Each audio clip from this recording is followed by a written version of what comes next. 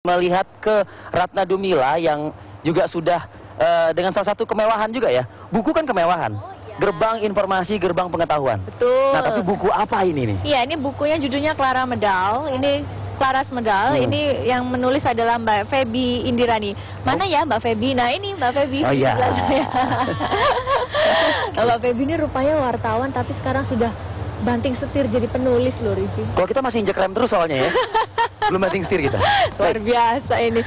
Kok bisa tuh nulis tapi tetap jadi wartawan tapi masih bisa nulis? Justru tapi boleh nggak jawabannya nanti ditahan dulu ya. Informasi. Oh gitu ya. Nah, kita nanti akan membahas tentang buku Claras Medal ini yang nulis Mbak Feby. Apa isinya? Bukunya cukup tebal, sekitar 470 halaman ya. Apa isinya dan nampaknya menarik ini dari covernya. Usai jeda pariwara berikut.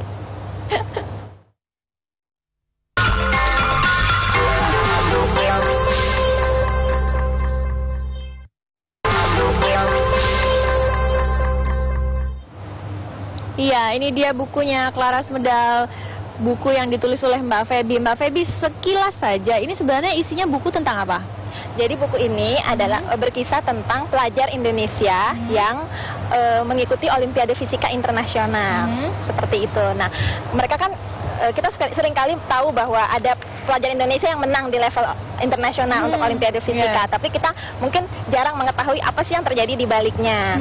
Nah, sebetulnya buku ini sedikit banyak mengungkapkan tentang apa saja sih yang terjadi, sebenarnya seperti apa persiapan mereka di sampai mereka bisa menjadi pemenang di level internasional itu. Kira-kira seperti itu, Mbak, ceritanya. Ini tokoh-tokohnya yang cukup berpengaruh? Ada salah satu tokohnya bernama Clara. Jadi makanya namanya Claras Medal ini. Namanya Claras Medal. Kenapa saya mengambil Clara sebagai salah satu tokoh utama? Sebenarnya tidak hanya Clara ya, tapi salah satu tokoh utama memang Clara, karena Clara adalah satu-satunya perempuan di tim Olimpiade pada tahun itu yang sekitar yang ada 16 orang. Dia satu-satunya perempuan. Nah, kenapa kemudian perempuan menjadi istimewa? Karena memang kita tahu mungkin jarang pelajar perempuan yang berminat untuk berkecimpung di ranah fisika, seperti itu. Jadi itulah yang membuat dia menjadi istimewa nomor satu. Dan yang kedua, kalau kita pikir, kalau Mbak Ratna pikir fisika tuh kayak apa sih? Mungkin kalau saya ya dulu berpikirnya anak-anaknya mesti nerd gitu, butuh buku dan sebagainya. Clara ini enggak. Clara itu gaul, dia senang belanja, dia senang baca buku novel. Jadi tidak stereotyping gitu, tidak seperti stereotip orang-orang pelajar-pelajar yang berkecimpung di dunia fisika. Apa nanti yang masalah dihadapi oleh Clara ini? Salah satu yang dihadapi oleh Clara adalah, pertama, mungkin dia menyesuaikan diri dengan, karena kan ini kisah remaja ya, Mbak. Jadi dia menyesuaikan diri dengan pelajar-pelajar yang lain yang dia belum pernah kenal sebelumnya, dan semuanya laki-laki. Pasti kan butuh adaptasi sendiri. Yang pertama itu. Dan yang kedua, Clara ini punya background, punya latar belakang, dia adalah putri dari seorang fisikawan terkenal. Nah, itu jadi dilema. Itu jadi ketika seorang remaja sedang berusaha untuk menemukan jati diri, kemudian dia berkecimpung di bidang yang sama dengan ayahnya, dan ayahnya itu sudah sangat eksis, sangat terkenal di bidang itu, buat dia menjadi menjadi serba salah kadang-kadang posisinya gitu. Kalau dia berprestasi, orang akan bilang, ya tentu saja lo berprestasi karena bapak kamu di situ. Kalau dia menang Olimpiade Sains Nasional misalnya ya, kita kan tahu setiap tahun ada Olimpiade Sains Nasional.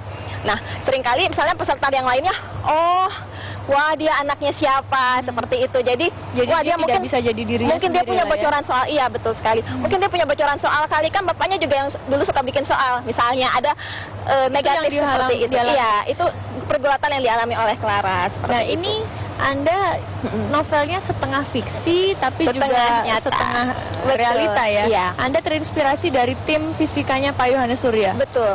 Anda sudah lama membuat riset atau melakukan penelitian sebelum ini? Betul. Jadi saya mewawancara pelatih dan pembina dari TOFI, kemudian juga peserta. TOFI ini apa, Mbak? Tim Olimpiade Fisika Indonesia. Tim Olimpiade Fisika Indonesia. Ini betul. Ini yang nyatanya betul. Pak Yohanes Surya ya? Iya, betul, di bawah Pak Yohanes Surya. Kemudian juga saya mewawancarai pemenang-pemenang dari Olimpiade Fisika. Nah, kan saya juga perlu tahu sebenarnya interaksi mereka itu seperti apa sih. Di asrama itu kan mereka berbulan-bulan ya, Mbak. Mungkin sekitar 5 sampai 6 bulan. Dan itu benar-benar fokus hanya untuk belajar. Apakah buku buku ini ceritanya adalah tentang masa mereka diisolasi, kemudian Betul. mereka betul. di asrama untuk digembleng jadi pemenang Betul. Olimpiade itu. Bagaimana interaksinya, bagaimana Intriknya. kerja keras mereka, dan bagaimana intrik di antara mereka juga, karena mereka Ada intriknya? bagaimanapun bersaing satu sama lain.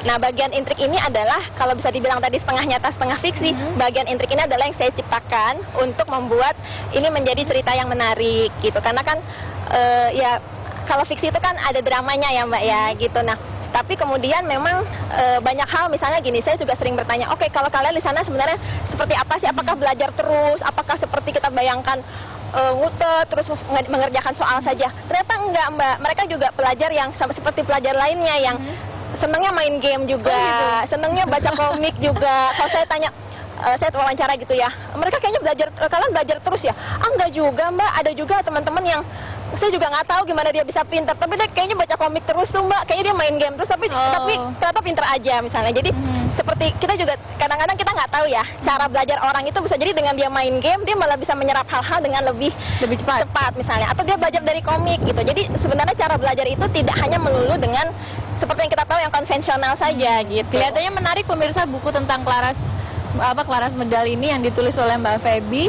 Ini terinspirasi dari tim fisika yang selama ini dibimbing oleh Profesor Yohanes Surya. Ceritanya bukan, saya yakin pasti ceritanya tidak monoton, karena Anda tadi cerita tentang intrik, lalu bagaimana perjalanan anak-anak tim fisika yang ada di asrama dan juga sikut-sikutannya. Terima kasih Mbak Feby. Terima kasih Mbak Ratna bergabung bersama kami. Pemirsa, Apa Kabar Indonesia akan kembali sesaat lagi.